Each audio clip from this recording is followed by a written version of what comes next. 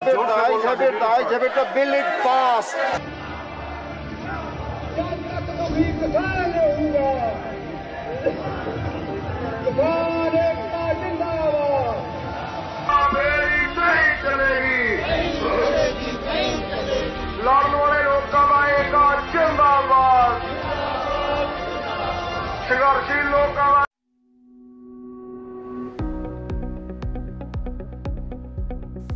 దేశంలో కరోనా కలకలం ఇంకా కొనసాగుతుండగానే దానికి మించిన కలకలం రేపింది సెప్టెంబర్లో రాజ్యసభ నుంచి పాస్ అయిన వ్యవసాయ బిల్లులు.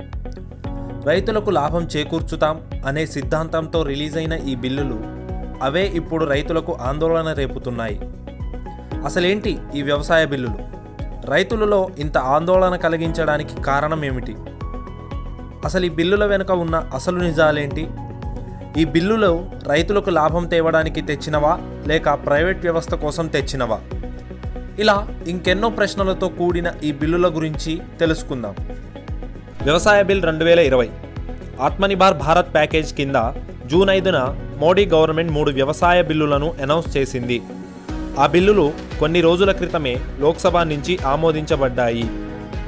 ఈ బిల్లులను వ్యతిరేకిస్తూ బీకేయూ భారతీయ కిసాన్ యూనియన్తో పాటు హర్యానా, పంజాబ్ మరియు చండీగఢ్ రాష్ట్రాల రైతులు ప్రొటెస్ట్ చేస్తున్నారు. ఈ వ్యతిరేకనలో భాగంగానే బీజేపీ మిత్రపక్షమైన శిరోమణి అకాలీ దళ్ నుంచి కేంద్ర మంత్రి హర్సిమ్రత్ కౌర్ ఇటీవలే తన పదవికి రాజీనామా చేశారు. ఇప్పుడు ఈ 3 బిల్లుల గురించి తెలుసుకుందాం. ఫస్ట్ బిల్ వ్యవసాయ మార్కెట్పై bill, farmers trade and commerce bill. ఈ బిల్లు అర్థం కావాలంటే ఒక ఎగ్జాంపుల్ తీసుకుందాం. నార్మల్గా ఒక రైతు పంట పండించాక తన పంటను లోకల్ రైతు బజార్లో కానీ మండీలో కానీ అమ్ముకుంటాడు. అయితే రైతు మండీకి వెళ్ళాలంటే తాను సొంతంగా ట్రాన్స్పోర్ట్ ఖర్చులు పెట్టుకొని మండీకి వెళ్ళి మిడిల్ మ్యాన్కి అమ్మాలి. అయితే మిడిల్ మ్యాన్ అనేవాడు రైతు అడిగిన ధర కన్నా తక్కువకు కొని ఇంకో 2 రెట్లు తనకి లాభం వచ్చేలా షాప్ ఓనర్కి అమ్ముతాడు. ఈ సిస్టమ్ వలన రైతుకి నష్టం కలుగుతుంది. సో ఈ బిల్లు పరంగా చూస్తే మిడిల్ మ్యాన్ అనేవాడు ఉండడు. రైతు తనకు నచ్చిన ప్రదేశంలో తనకు నచ్చిన ధరకి అమ్ముకోవచ్చు. అలానే అంతకుముందు పంట పండించిన రాష్ట్రంలోనే పంటను అమ్ముకోవాలి అనే రూల్ ఉంది. దానిని ఇప్పుడు తొలగించారు. అంటే రైతు తన పంటని దేశంలో ఎక్కడైనా అమ్ముకోవచ్చు. సో దాని వలన మార్కెటింగ్, రవాణా ఖర్చులను తగ్గించడం మరియు మెరుగైన ధరలను పొందడంలో రైతులకు సహాయం చేస్తుంది. అలానే ఎలక్ట్రానిక్ ట్రేడింగ్ కోసం సౌకర్యవంతమైన ఫ్రేమ్వర్క్ను అందిస్తుంది. ఇలా ఇవన్నీ బిల్ యొక్క పాజిటివ్ పాయింట్స్. నెగిటివ్ పాయింట్స్ అనేవి మనం చివరిలో చూద్దాం. నెక్స్ట్ బిల్ వచ్చేసి కాంట్రాక్ట్ వ్యవసాయంపై bill, the farmer agreement of price assurance and farm service bill. ఈ బిల్ ప్రకారం రైతు తన పంట పండించే సమయంలోనే అగ్రి బిజినెస్ సంస్థలు, ప్రాసెసర్లు, ఎక్స్పోర్టర్లు లేదా పెద్ద రీటైలర్లతో ఒక ఒప్పందం కుదుర్చుకుంటారు. ఒక అగ్రిమెంట్ రాసుకొని రైతు తాను అమ్మాలనుకున్న ధరకి పంటని అమ్ముకోవచ్చు. దీని వలన రైతులకి మిడిల్ మ్యాన్, రవాణా ఖర్చు, పన్నులు అటువంటి నష్టమేమీ ఉండవు. అలానే ఇది చిన్నకారు రైతులకు చాలా లాభదాయకంగా ఉంటుంది. అలానే రైతులు ప్రత్యక్ష మార్కెటింగ్లో పాల్గొనవచ్చు. రైతులను తాను పండించిన పంటకు పంట రాకముందే ధర నిర్ణయిస్తారు కాబట్టి నష్టం లేకుండా చేయొచ్చు అనేది ఈ బిల్ ఉద్దేశం. నెక్స్ట్ బిల్ వచ్చేసి వస్తువులకు సంబంధించిన బిల్లు, ఎసెన్షియల్ కమోడిటీస్ బిల్. తృణధాన్యాలు, పప్పు ధాన్యాలు, నూనె గింజలు, ఉల్లిపాయలు మరియు బంగాళాదుంపలు వంటి వస్తువులను అవసరమైన వస్తువుల జాబితా నుండి తొలగించడం.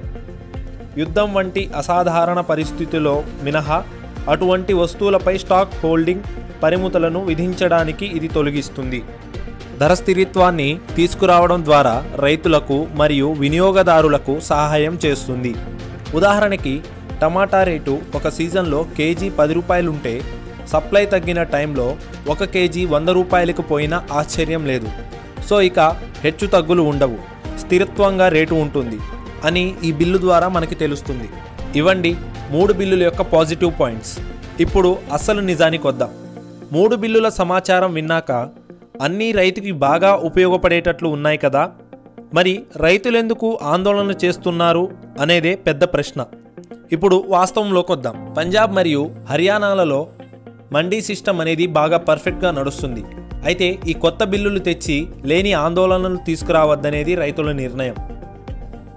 మొత్తం వ్యవసాయ వాణిజ్యం మండీస్ నుంచి బయటపడితే రాష్ట్రాలలోని కమిషన్ ఏజెంట్ల యొక్క పరిస్థితి ఏమవుతుంది అనేది ఒక పెద్ద ప్రశ్న. ఈ బిల్లులు చివరికి మినిమం సపోర్ట్ ప్రైస్ ఆధారిత సేకరణ వ్యవస్థను ముగించవచ్చు అనేది అందరి నిర్ణయం. పండించిన పంటను దేశంలో ఎక్కడైనా అమ్మొచ్చు అనేది మంచి నిర్ణయం. కానీ వాస్తవం ఏమిటి? ఉదాహరణకి తెలంగాణలో 25 ఎకరాలు ఉన్న భూస్వాములే లేరని ప్రభుత్వం అధికారికంగా చెప్పింది. అంటే 90% మంది చిన్న సన్నకారు రైతులే. మరి వీళ్ళంతా రాష్ట్రాలు దాటి తమ పంటలను అమ్మగలరా? అమ్మగలిగి లాభాలను తెచ్చుకోగలరా? కాంట్రాక్ట్ వ్యవసాయం అంటూ వస్తున్న బిల్లులు కార్పొరేట్ కంపెనీస్ కోసమేనా?